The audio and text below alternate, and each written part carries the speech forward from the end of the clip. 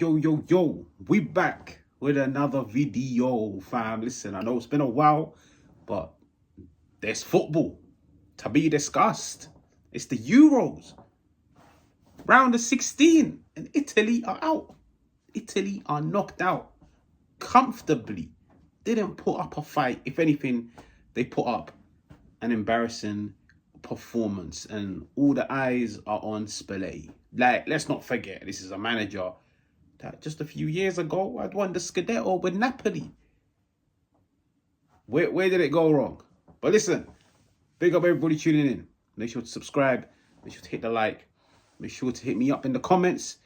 Let's get into the video, fam. We're going to break it down into, bro, where did it go wrong against Switzerland? Where did it go wrong? Let's go from the setup, from the squad selection, and then we'll dive into the game a little bit. First and foremost, the setup.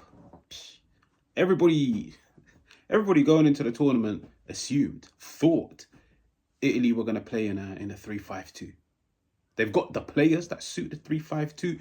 If we're talking play to your player strengths, play the 3-5-2.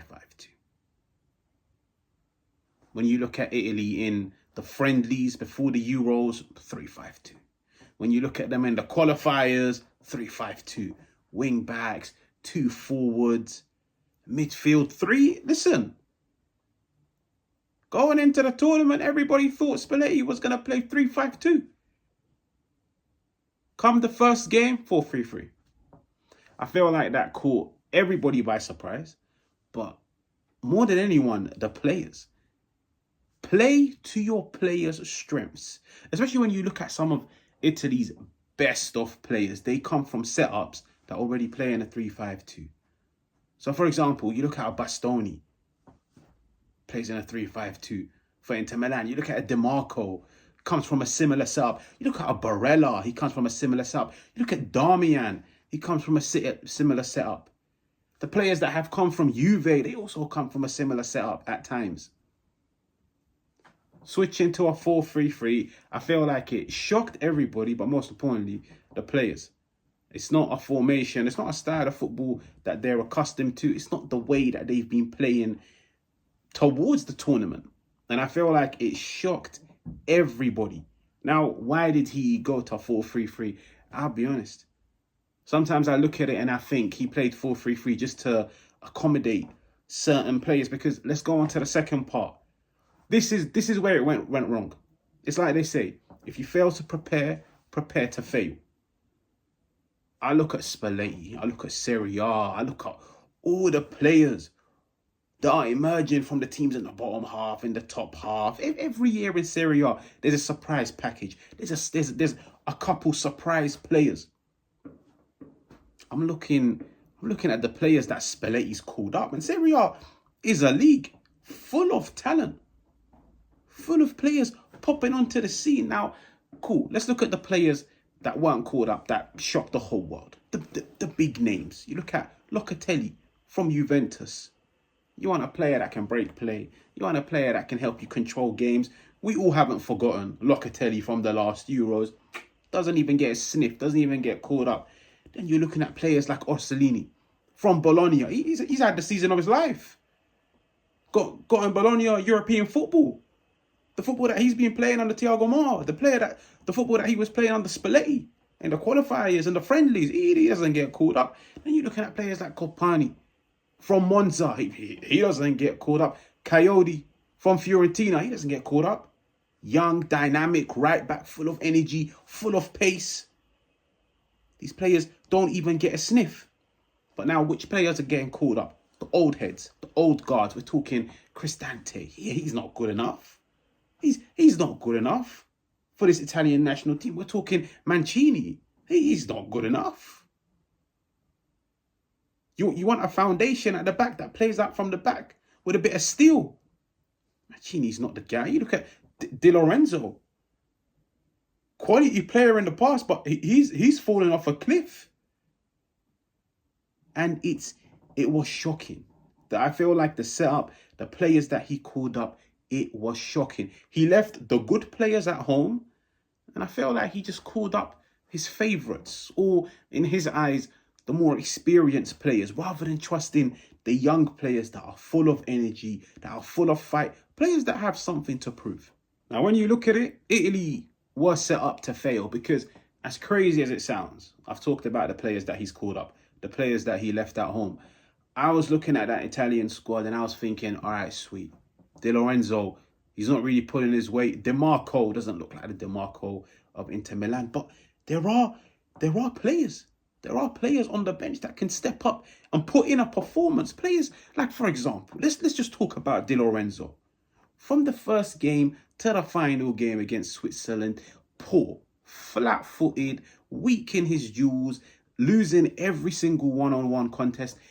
Poor on the ball, poor off the ball, defensively, offensively. He looked like a calamity. And I'm sat looking at the Italian bench and I'm seeing Bellanova. And I'm thinking, that's a kid that deserves a chance. You want to roll the dice, put Darmian over there, give Cambiaso a chance. None of that. I think Spalletti came out and said Di Lorenzo is like a son to me. Favoritism will destroy every camp. Favoritism will destroy every single team.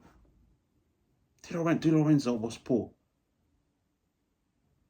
Calafiori gets a suspension. I'm looking at Buongiorno from Torino. He's had the season of his life as well. He doesn't even get a sniff. You could even make a case that he was the best centre-half in Serie A last year for Torino. He doesn't even get a chance. He doesn't even get a sniff. He doesn't play a single minute.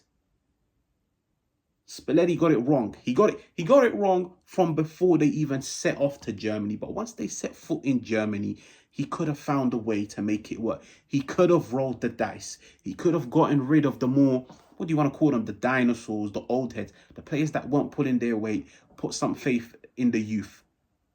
The up-and-coming generation of Italian players. But he didn't do it. He didn't roll the dice. You've got Chiesa.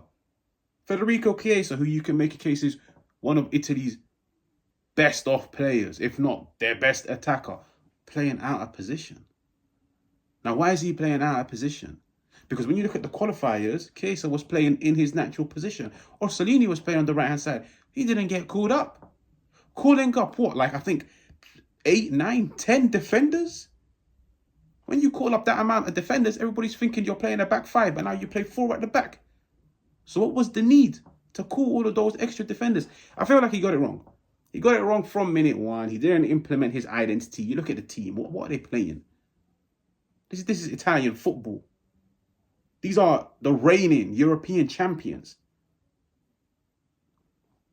Is it possession-based? No. Is it counter-attacking? No. Is it high press? No. What is it? Can't defend. Can't pass the ball around. Can't even get shots on target.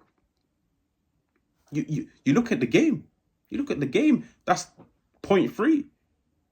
The game, it was easy for Switzerland. It was easy. They could have won that game comfortably by 3, 4, 5 goals. Italy couldn't handle their press. They couldn't win the ball off them in dangerous areas. They couldn't carve them open. It literally looked like a one-man team out there. It looked like none of them were bothered. And all of them had their eyes on starting their holidays, on going back home to Italy. They couldn't wait for the game to end. And that is embarrassing because I'll be honest, that's not the Italian teams that I've grown up to. And I'll be honest, I had high expectations of a manager like Spalletti, like I said just a few years ago, Scudetto with Napoli. So it was embarrassing when you look at the game. You look at the second goal, the tactic from kickoff, that flops. That doesn't work out. Fagioli miskicks it. Now, fair enough. Mistakes happen in football. Get back in place. Close down the gaps. Chase the opposition. All the Italian players are jogging. You look at the goal. You look at the screen. Outnumbered on the left-hand side. Vargas starts with the ball on the left-hand side. Plays 2-3 passes. Rotates to get into the centre. And nobody has closed down the space. Nobody has closed him down to mark him. Nobody is there to even block the shot. Di Lorenzo is just staring at the ball. He's ball watching. whilst the players around him are just running. You look at them in attack. Atalanta Scamacca, he had the season of his life. Doesn't look the same. In the Italy shirt, he was poor. He was embarrassing in that final game. But all in all, it was an embarrassing campaign for Italy. I feel like they didn't live up to people's expectations. And fair enough, you might say the squad isn't the most talented. It's still young. They're in a transitional process. Fair enough. At the end of the day, when you've got a manager like Spalletti, when you've got some of the players that they have that come from Serie A. Serie A is a good league with good players, and I can guarantee you, even me as a person, I could have put up a better starting 11. And it was embarrassing. It really was. But listen, big up everybody in the house. Make sure to hit the subscribe. Make sure to let me know where you think it went right, where you think it went wrong, and I will catch you guys on another one.